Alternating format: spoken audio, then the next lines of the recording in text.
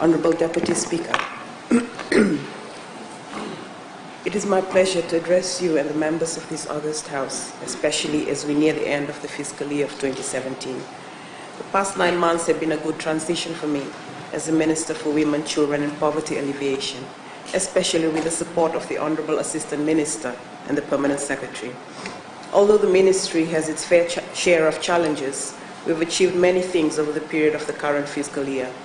I wish to inform the House today on the noteworthy achievements of my Ministry since September last year. The Poverty Monitoring Unit evaluates government's poverty alleviation programs and makes policy recommendations to the Ministry and Cabinet. Through the monitoring, the unit is committed to ensuring that all such programs deliver actual outcomes in terms of improving livelihoods and reducing poverty, and that government assistance effectively targets the less vulnerable in society. In this fiscal year, the unit has conducted surveys in the Northern Division, Central Division, and Western Division to gauge the impact of programs such as squatter upgrading and resettlement by the Ministry of Local Government, Agricultural Market Authority, upgrading of cane access roads, rural and outer islands agriculture development through the Ministry of Agriculture, rural housing assistance, agricultural extension crops, Fiji groundwater assessment and development programs through the Ministry of Lands and Mineral Resources, drainage and flood protection through the Ministry of Agriculture, rural electrification through the Ministry of Infrastructure and Transportation, and the scholarship programs under TSLB. Honorable Deputy Speaker, after the surveys were conducted, the unit had completed 3 brief monitoring reports on groundwater assessment and development, rural electrification, and HEART. These reports were formulated through interviewing beneficiaries of the programs, researching and consultations with line agencies. The monitoring report highlights government's commitment to the program, the impact on beneficiaries, lessons learned, and the areas for improvement. Furthermore, currently the unit is in the final phase of completing its monitoring reports for current financial period on the following programs: squatter upgrading and resettlement, Agricultural Marketing Authority, upgrading of cane access roads, rural and outer islands agriculture development, rural housing assistance, drainage and flood protection, and scholarship programs. Honorable Deputy Speaker, the unit has maintained the Poverty Information Center, whereby the Poverty Monitoring Unit is collecting information on government poverty alleviation programs on a quarterly basis. Currently, the unit is collating baseline information for 144 programs that has been identified from the budget estimate for 2016-2017.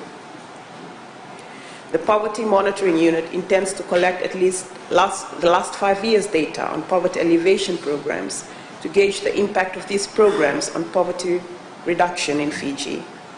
Honorable Deputy Speaker, furthermore, in terms of social welfare programs, the Department of Social Welfare has 24,807 recipients under its poverty benefit scheme, which is 2,279 more than the recipients in the system at the beginning of the fiscal year, after new approvals and termination of cases over the year. 3,531 has been the total number of new approvals alone between August 2016 to April 2017. The department has also completed 1,931 reviews of ongoing cases, which have resulted in termination of some cases as a result of findings that prove improved living conditions or death of recipients.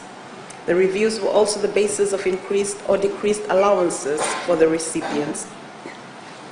A total of 2,105 applications for the poverty benefit scheme have been declined, as it was established by caseworkers that the applicants did not meet the criteria for the assistance. Honorable Deputy Speaker, we currently have 4,058 recipients under the Care and Protection Allowance Program.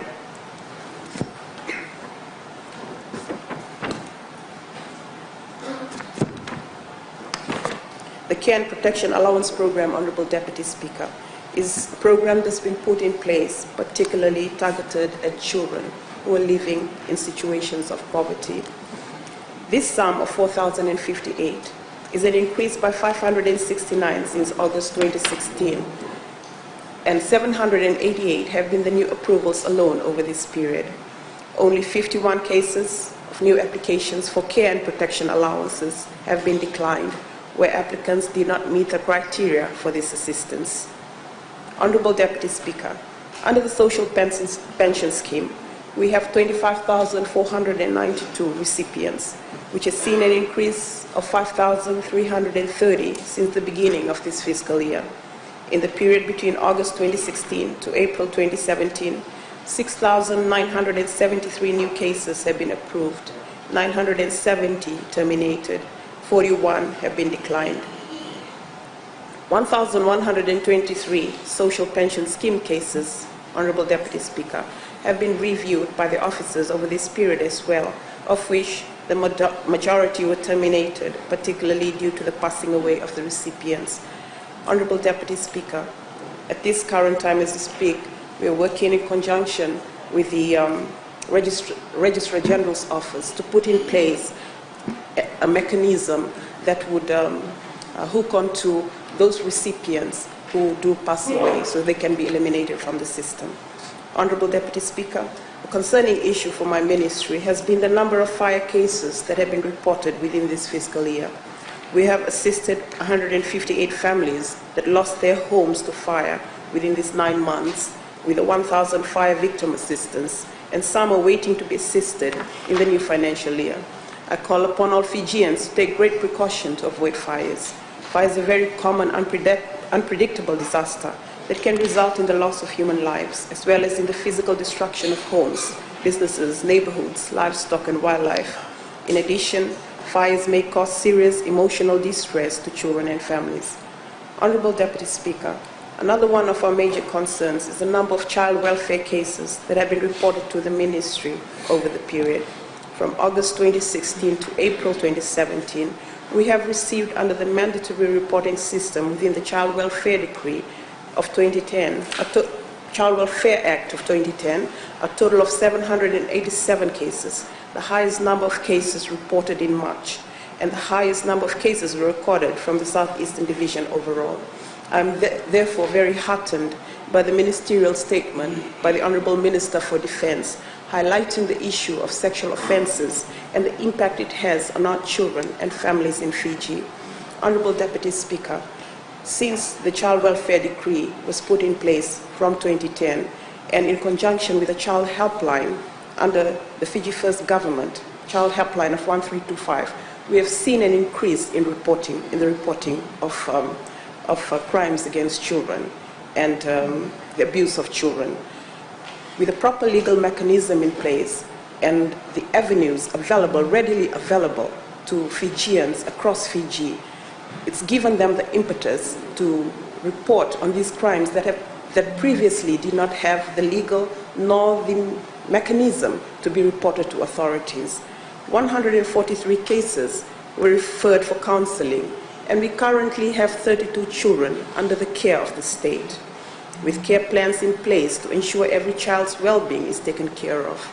Welfare officers have also placed children under kinship and foster guardianship and continue to monitor their progress on a timely basis. In terms of children in conflict with the law, we have a total of 29 juveniles under state supervision, with the majority being from the Northern Division. Honorable Deputy Speaker, given the alarming statistics surrounding child welfare, the Ministry, through the support of the National Coordinating Committee on Children, organized for the first time a series of children's symposium in the Central and Northern Divisions, whereby children came up with their own manifesto to be presented to a panel of stakeholders. The manifesto contained their recommendations on how to strengthen their participation and enjoyment of rights in terms of religion, culture, health, education, family relations, safety, and their involvement in making policies affecting them. The last symposium of the year is scheduled for the 1st of June for the Western Division. This is in fact part of the build-up to the annual Prevention of Child Abuse and Neglect celebrations that my ministry does every year. Apart from this, there's ongoing community awareness programs run by relevant officers who visit villages and settlements in an attempt to disseminate relevant information relating to child welfare.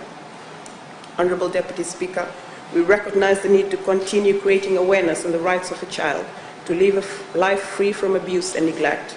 Therefore, we made it our business to take the prevention of child abuse and neglect, also known as the Blue Ribbon Campaign, to every district, instead of the usual divisional or national event, when an average of 500 to 800 children and adults participate.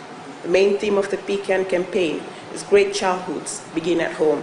The theme was to remind us of the importance of the family unit as a foundation for the protection of children. Honorable Deputy Speaker, to further drive the importance of the family unit as a strong fabric for a socially just and fair society, my ministry celebrated the International Day of the Family earlier this month at Bemana, Nandrunga. This was also an opportunity to provide social and legal services to the people of Bemana and the surrounding areas.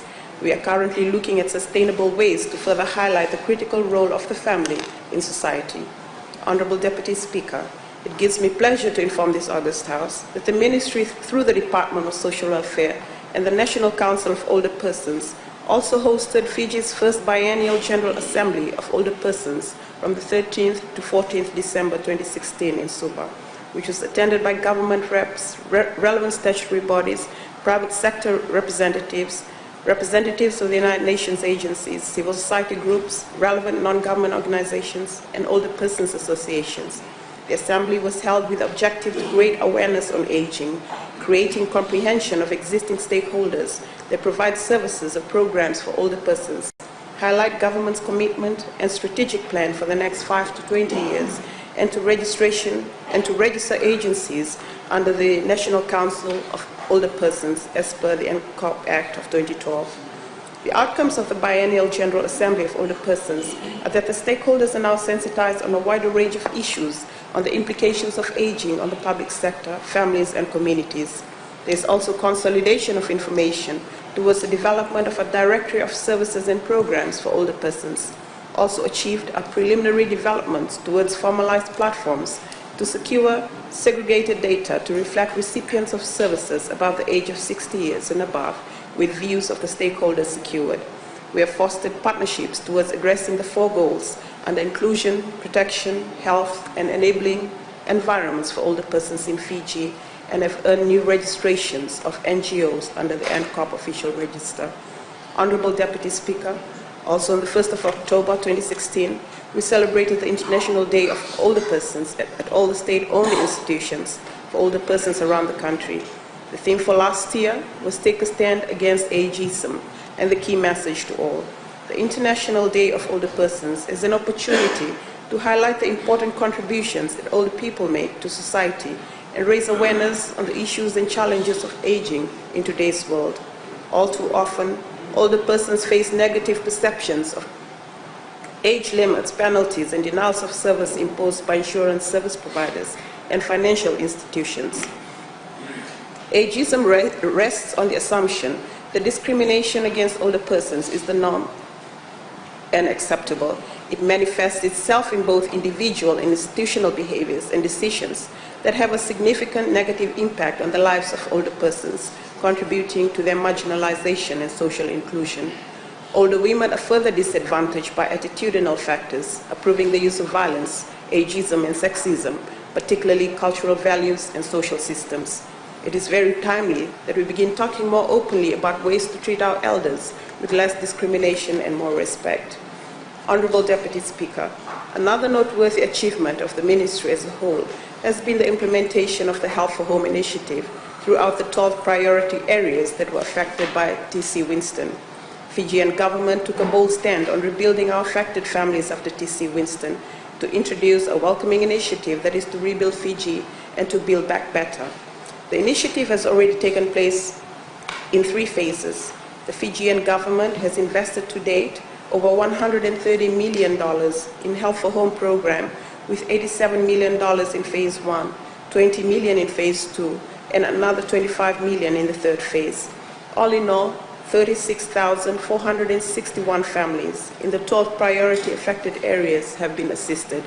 It was very clear that there were challenges to having full coverage in each of the priority areas. The clear factor in achieving full coverage was the connectivity for Vodafone to issue the M-Pesa HFA Health for Home card. The structural damage to the transmitting towers for Vodafone after TC Winston was one of the reasons behind the differences in coverage by each priority affected area. 9 hardware companies were given the tender to provide building materials for the Help for Home beneficiaries. The Fijian government carefully reflected on the delay in supply of building materials and the need to assist families displaced or sheltered with other families. This led to the exclusion of Vinod Patel, RC Manubai, and carpenters in the approved list of hardware retailers in Phase 2. They are now included in Phase 3 as they have almost complied with the conditions placed upon them. To complement the Health for Home initiative, other government ministries, like the Ministry of Rural Development and the Ministry of Youth, together with FNU, have been running carpentry trainings in areas that were badly affected by TC Winston, with the aim of empowering Fijians to be able to rebuild their homes and at the same time attain a lifelong skill which can be used as a means of livelihood for themselves. Home building initiatives are also being carried out by non-state actors like Habitat Fiji, Soroptimist International, and others.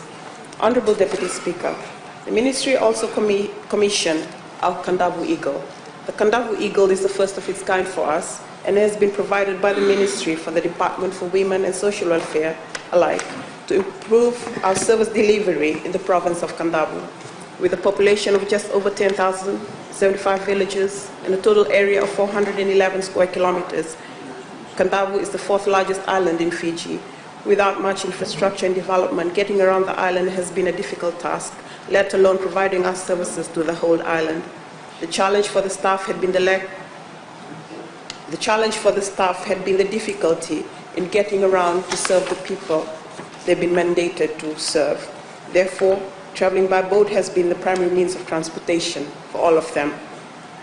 The travel expense has now been subsidized highly with the provision of the Kandavu Eagle, a boat used by our staff to visit the villages in the remote Kandavu areas. Honorable Deputy Speaker, together with the Kandavu Eagle, my ministry celebrated the commissioning of 3 outreach buses that were provided to us by the Japanese government through UNDP for the REACH program. REACH stands for Rights, Empowerment and Cohesion for Rural and Urban Fijians, which is linked to the Sustainable Development Goals through the empowerment of women and girls and the promotion of peaceful and inclusive society for sustainable development, provision of access to justice for all, and building effective, accountable, and inclusive institutions. I'm very pleased and acknowledge the support of the Legal Aid Commission, the Fiji Police Force, and the Human Rights and Anti-Discrimination Commission, whereby their officers have been accompanying welfare officers and women interest officers to rural communities to create awareness to transform lives of deserving members of our country and be inclusive in our outreach services. Honorable Deputy Speaker, the Department of Women also has a lot of achievements in the current fiscal year. I'd like to highlight one particular one in relation to programs targeted at the elimination of violence against women. Again, Honorable Deputy Speaker, I'd like to acknowledge and thank the Honorable Minister for Defense for his ministerial statement and for highlighting yet again this issue of domestic violence. With the right legal platform in place through the Domestic Violence Act of 2009 and the toll-free line of 1560, it has opened up an avenue for ordinary Fijian women out there and men who are victims of domestic violence to have an avenue and the legal mechanism in place, a strong one too, to be able to address the incidents of violence in their lives. We have seen an increase in reporting, and we put this down to the ease at which people can now report the incidents of violence in their lives. There's a lot of programs being carried out by my ministry at the moment, Honorable Deputy Speaker, towards the elimination of violence against women. The final topic I'd like to speak about, Honorable Deputy Speaker, is the economic empowerment of women and the National Women's Expo, which will be held from the 14th to the 16th of June this year at the Vodafone Arena. It will include 500 women from all parts of Fiji who will congregate in Suva as a way of showcasing the works of art that they come up with as a means of economic empowerment. Thank you, Honorable Deputy Speaker. Thank you, Honourable Minister. And I call on the Leader of Opposition or designate. Thank you, Honourable Deputy Speaker. At the outset, can I request for 20 minutes to be able to respond sufficiently to the submission by the Honourable Minister?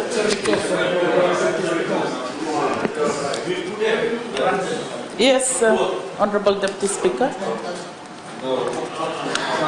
Do I take that as a yes, Honourable Deputy Speaker? Can I respond for 20 minutes? It's only for 5 minutes. Thank you. Thank you, Honourable Member.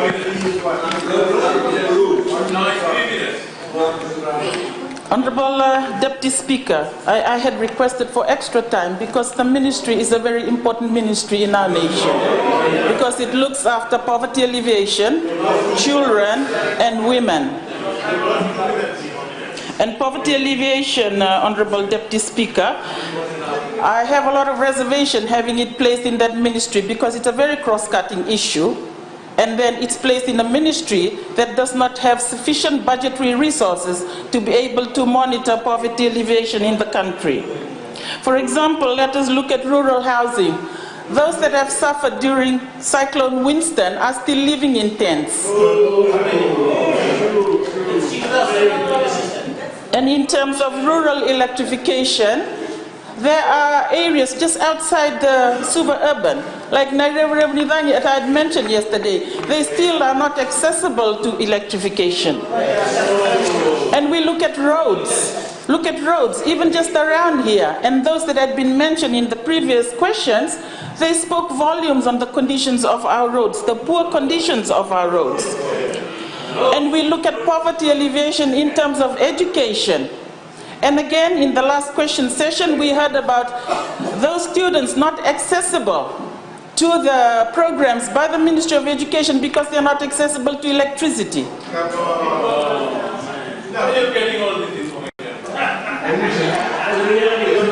Go to the community. And Honourable Deputy Speaker, in terms of health, in Nambowalu, in Solevu, they are not accessible to the ambulance services.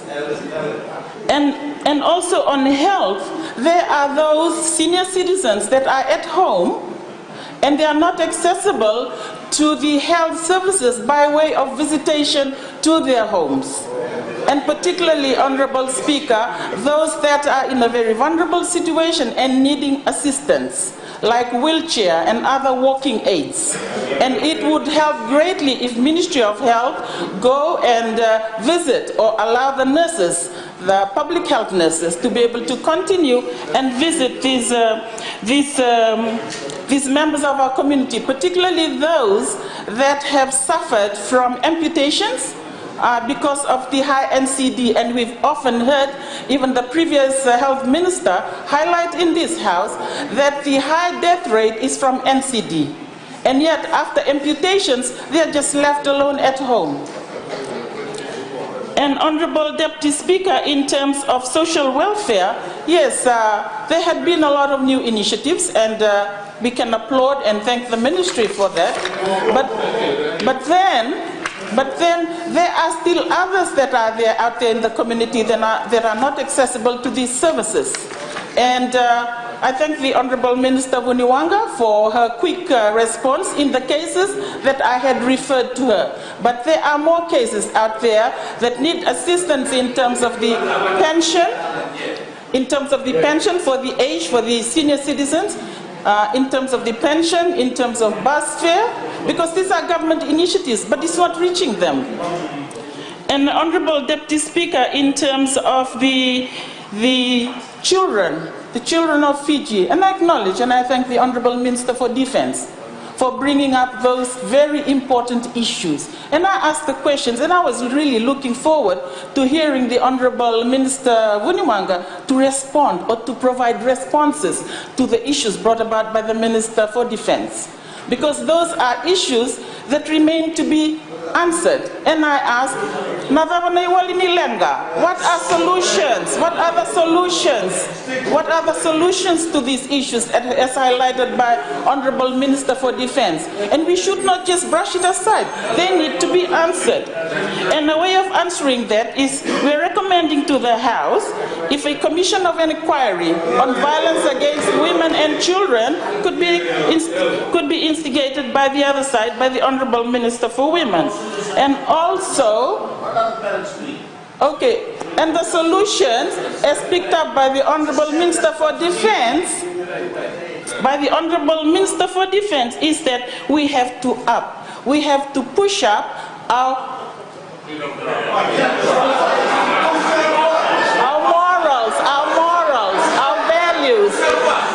moral values. That is lacking.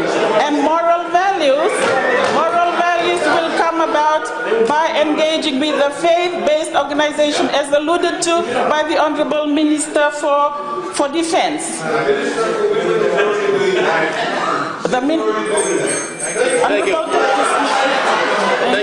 Thank you, Honorable Member. I will now call on the leader of NFP or his designate. Thank you. Thank you, Honorable Deputy Speaker. I thank the Honorable Minister for her valuable updates, and I also take this time to commend her intervention yesterday on the debate on education, where she raised some very salient points about gender parity in the education sector. Hopefully, the Education Minister paid careful attention to this. Honorable Deputy Speaker, the value of our women cannot be overstated. The NFP believes this wholeheartedly. And let me say, we acknowledge right now that behind the three of us here are some formidable women from our homes, communities, and circles who keep us grounded in check. And some of the very important points that the Minister raised, Honorable Deputy Speaker, is one, poverty alleviation. And today, as we move on, we see the cost of living in this country rising very, very high. People are finding it very difficult to buy groceries at the end of the week with the pay they have. One of the major concerns about the Northern Division, where I come from, Honorable Deputy Speaker, is the expiry of land leases that are not being renewed. And there is a lot. Nico is not in government. Honorable Deputy Speaker, the Honorable Nico is not in government. This government has called a lot of unprecedented things to do, and they should take responsibility. This government, the cost of living, Honorable Nico hasn't raised it. It's this government that has raised it.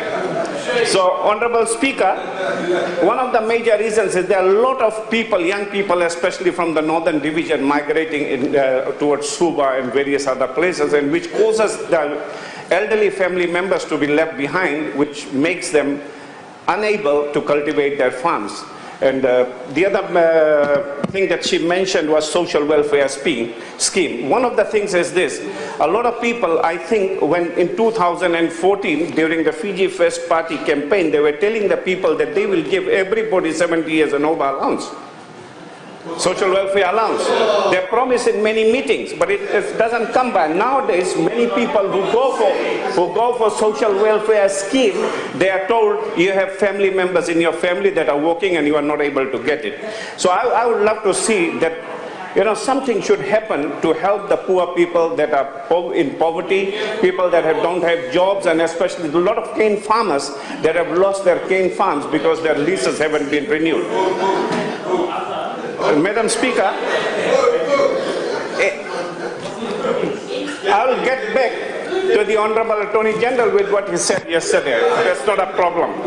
So, Honorable Deputy Speaker, the fire cases that was talked about, there are a lot of fires nowadays, and it is heartening to note that the ministry has some remedies for that situation. But I would also ask that if results of those investigations can be given to us so that we can know why do these fires take place, what is the reason, what is the problem. I believe in most of the squatter settlements, this is happening. So something to note, and it is important.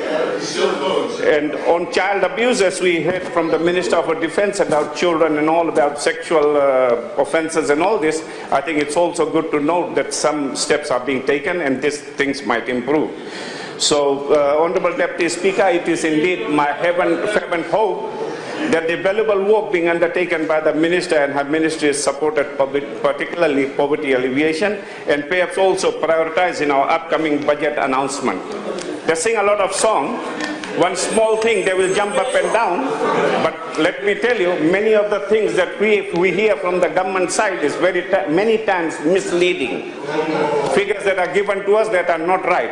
But we have no recourse because the papers, the Fiji First, Fiji Sun paper records it like that. So it's very unfortunate.